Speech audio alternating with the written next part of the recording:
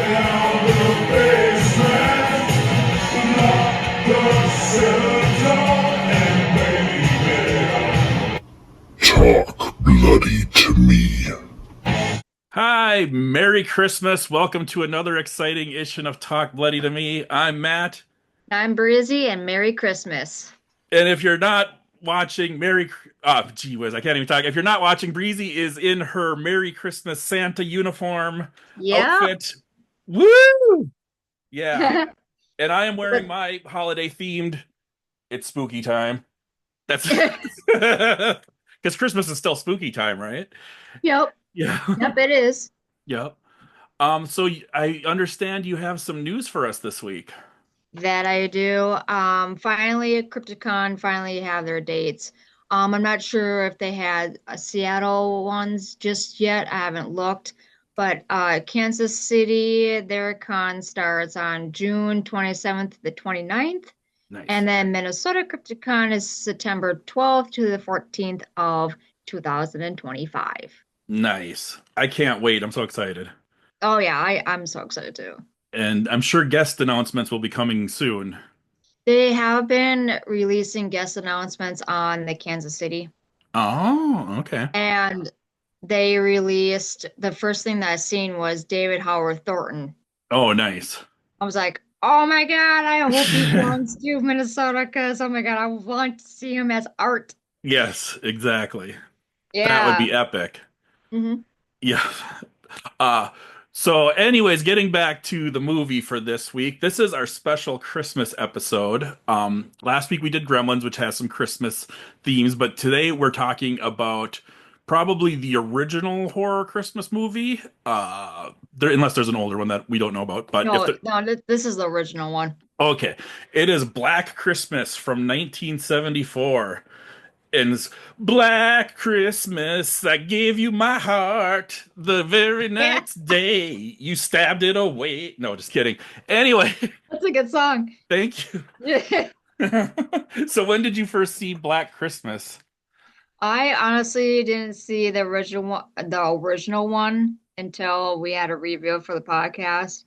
I did see the Black Christmas of 2009 and I own it, but it's Oh, nice. been quite a while since I've seen it. And there's another one that's brand new. I think that's like 2019, I believe, but I have Okay. not seen that one. Okay. Yeah, I haven't seen any of them. You had sent me the screenshot and said this is what we're doing for Christmas. And I was like, Black Christmas, I've never heard of it before. And then since that was like a week ago or more, and now I've seen everyone posting it like on IG and everywhere. It's like Black Christmas, one of my all-time favorite movies, Black Christmas. Oh, I love Black Christmas. And I'm like, The holy crap. original one? Yeah, the original one, Okay. 1974. And I was like, I had no idea this movie was this popular. But Oh. yeah, I just watched it for the first time too. Huh. And spoiler alert, it's okay. It's pretty good. Yeah, I honestly like, yeah, there was like a whole bunch of hype for it, which I can understand why there's so much hype for it. I mean, a lot of people do like it. I mean, it's original and it's a Hmm. classic, and people probably go there for like their Christmas go-to movies. Hmm. Me personally, I don't really care for it at all. Yeah. I don't. There's only like one scene that I kind of like laughed. Well, actually, I laughed, but then I'm like, what the fuck? That's nasty. But yeah. So we'll get to that. Well, you'll have to let us know when we get to. Yeah, I totally get that.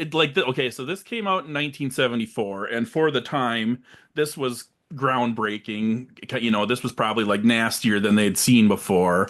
And I even read things like they say that this sort of helped pave the way for Texas Chainsaw Massacre and Halloween because this came out prior, which I can kind of see that. But Mhm. really, there is hardly any gore at all in this movie. Yeah. There's like a little bit of blood, and like there's like he stabs the woman with the unicorn thing, and that's bloody. And then there's yeah, I don't want to go through all the kills right in a row, but there's really not Well, hardly any gore at all, and the killings even are kind of tame, to be honest.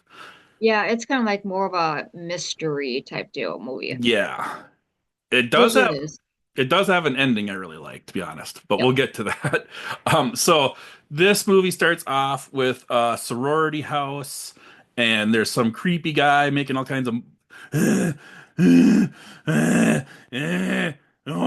he sounds like he has asthma and is jacking off at the same time. Yeah, that's what I'm like, what the, I'm like, this guy, I'm like, is he having like health issues or is he like, Yeah. jacking off? I don't know what he's doing, but okay. I I think they parody this in the movie Student Bodies, the comedy horror movie Student Bodies. Have you ever seen that? But the Yeah, killer in that is always breathing like like when he's going up the stairs, he's like that's funny. Anyway, so this guy crawls into the attic, and then the girls are partying and they get a phone call and they say, "Oh, it's the moaner again." And it's this guy going, and then he's like saying names. He's like, Billy, Bobby, Abby. I don't even know what the hell he's saying. Like, I couldn't follow what he was saying. oh, wow. Yeah. I know, I couldn't follow. I'm like, what the hell? And they're like, okay, well, that they all got gathered around the phone and listen to this guy do his thing. And then they hang up.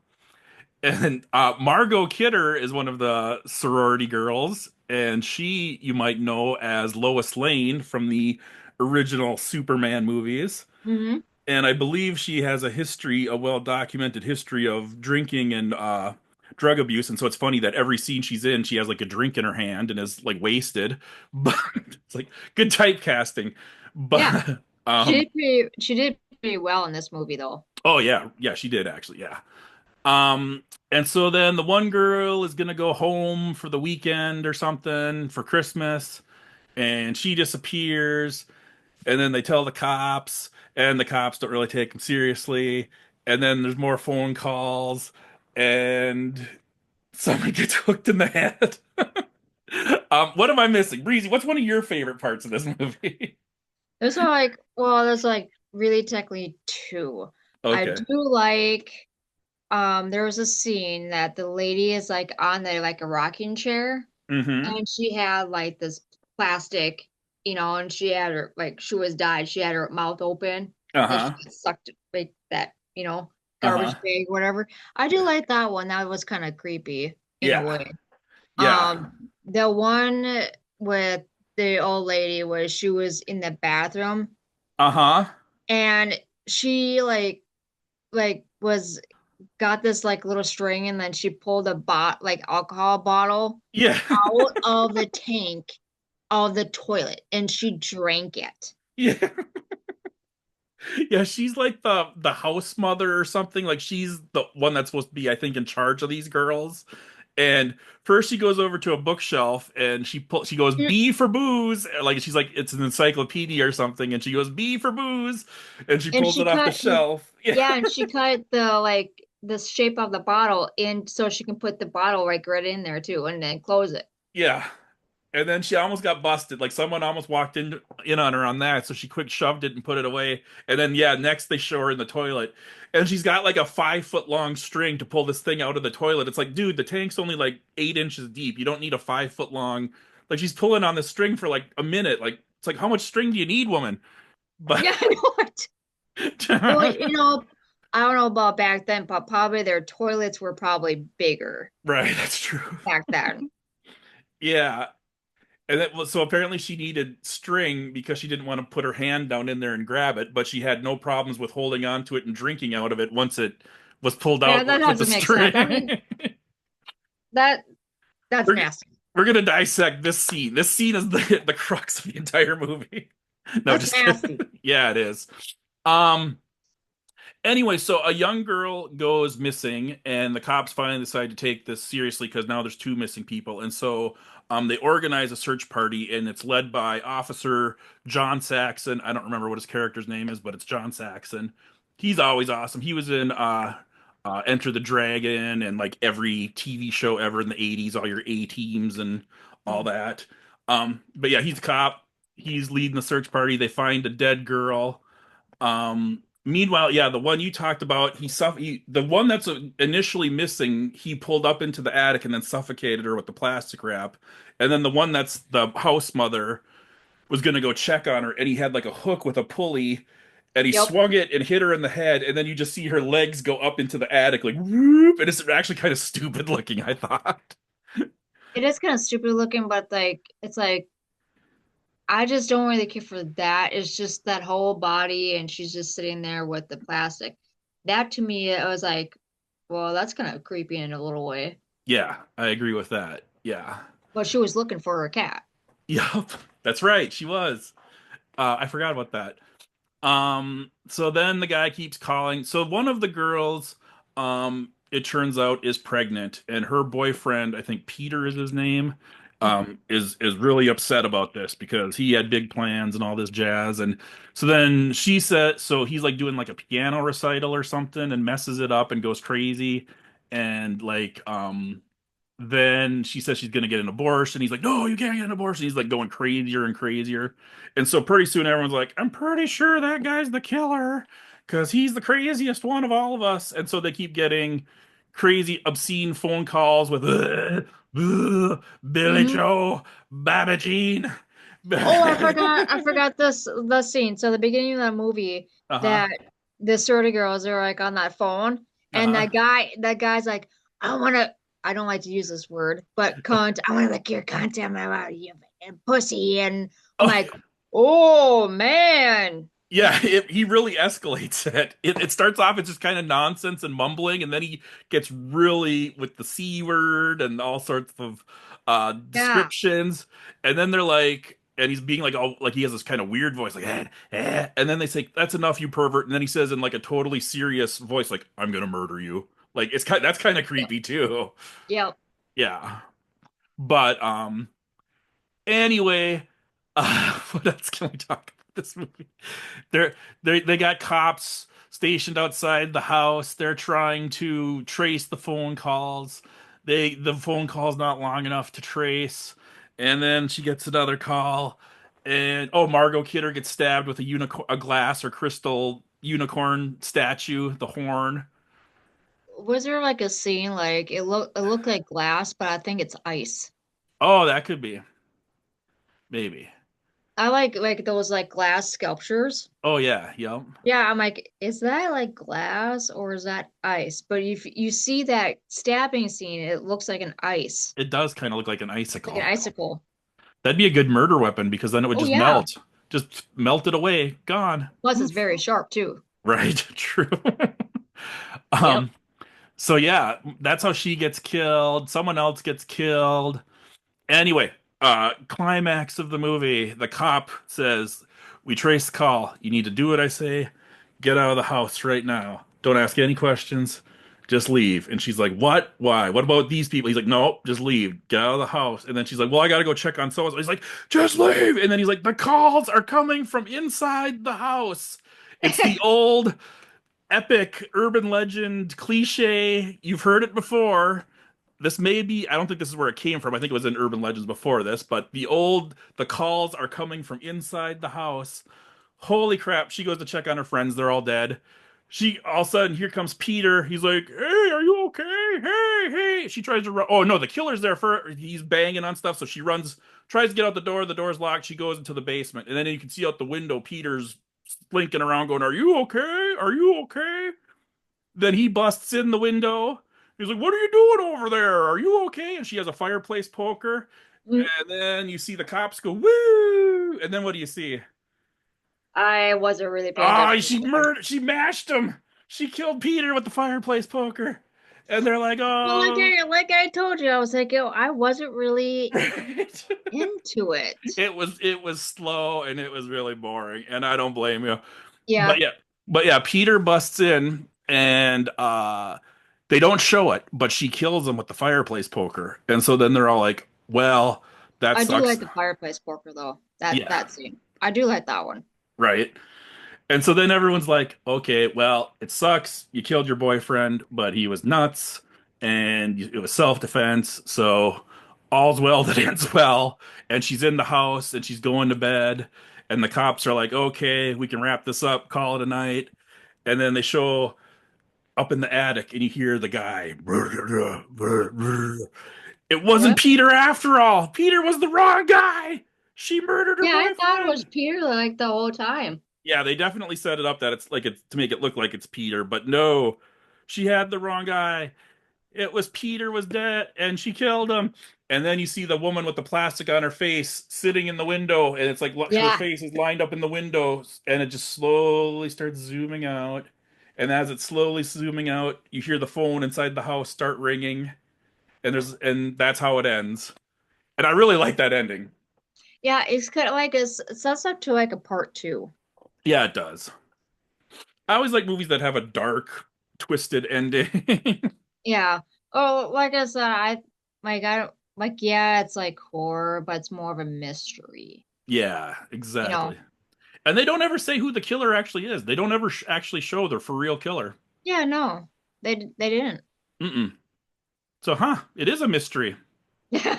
And Yep. Makes your that, mind wander. So what would you rate it? um, I'm gonna give it a 5. I'm gonna go right down the middle of the road. I think I really like the ending a lot, actually, and I liked seeing John Saxon and Margot Kidder. And I think by 1974 standards, it was probably pretty cool. But by today's standards, it's slow and boring and dull and not very gory. If you're looking for killing, and if you're looking for Terrifier 3, this isn't it. Let's just put it Yep. that Yeah. way. Uh-huh. How about you, Breezy? People are probably going to hate me, but I'll rate this number one. Oh my gosh, a 1. Have we ever had a 1 before? Uh, Did I give Leprechaun a 1? If I I didn't, I believe want to go so. back and give it a 1. I I- believe so. okay. It's just like sewer gators. Sewer Gators, I give a -1. We love Yeah. Do not watch sewer gators because that one was, yeah. if you want to watch one of the if you want to watch a movie just for the sake of watching something horrible, Sewer Gators, look for it streaming on your local whatever. I It don't know should where be it is. still on Tubi. Tubi? But Yeah. man, no. And no, that episode is not on here. It is actually on Minnesota Meatloaf. Correct. Yep. But we might have to revisit it and do a special Talk Bloody to Oh Me. hell no, I'm not watching that again. All right, fair enough. That no, because it's so stupid. Yeah, but if you do want to hear about it, search for Minnesota Meatloaf and Sewer Gators, and you can hear Breezy and I and our friend Aaron talk about it. Yeah. Yep. Um, and I did do a little research on this movie, okay. and some interesting facts that I found was the film was released in three different times on DVD. Oh, really? Yep, and like yeah, I guess like each DVD has its different ratio. Oh, like aspect ratio. Yep. Oh, And so okay. like the first DVD was a Christian Mass, and that's like a 25 anniversary, full frame format. And this says the film was shot this way. Mm-hmm. And then the other one, DVD number two, was a Christian Mass listed just being a special edition, Oh, was the okay. 175 1 ratio, and the director did approve that one. Hmm. And then number three is a special edition, Crystal Mash, that was released on December, don't know what date, but '06, and uses as a 185 1 ratio. This appeared on special edition laser disc Oh, that wow. was released by Warner Brothers a few years back. I was like, Okay. that's interesting. Yeah. It's very interesting. That's a lot of different versions. And then they made 2 remakes, too. Yeah. Black Christmas. I gave you my Yep. Uh, another kind of random, interesting trivia, but since I know a couple of our listeners like Mystery Science Theater, the great episode of Mystery Science Theater, Mitchell, Hoyt Axton, who is Billy's dad in Gremlins, which we reviewed last week, did the music for the movie Mitchell, and John Saxon, who's in Black Christmas that we reviewed this week, is the villain in Mitchell. So 2 weeks in a row, we had movies that connect Ah, to Mitchell. So that's yay! interesting too. We didn't know anything about that. Yep, that was completely random. Jeez. All right. Well, do you have any more holiday gifts or stocking stuffers for us, Breezy? Stocking stuffers. No, I wish everybody that's listening a very happy holidays and Merry Christmas and safe travels. Agreed. And thanks so much for listening. We love all our fans. Please like, share, and subscribe, and always stay spooky. Merry Christmas. Merry Christmas.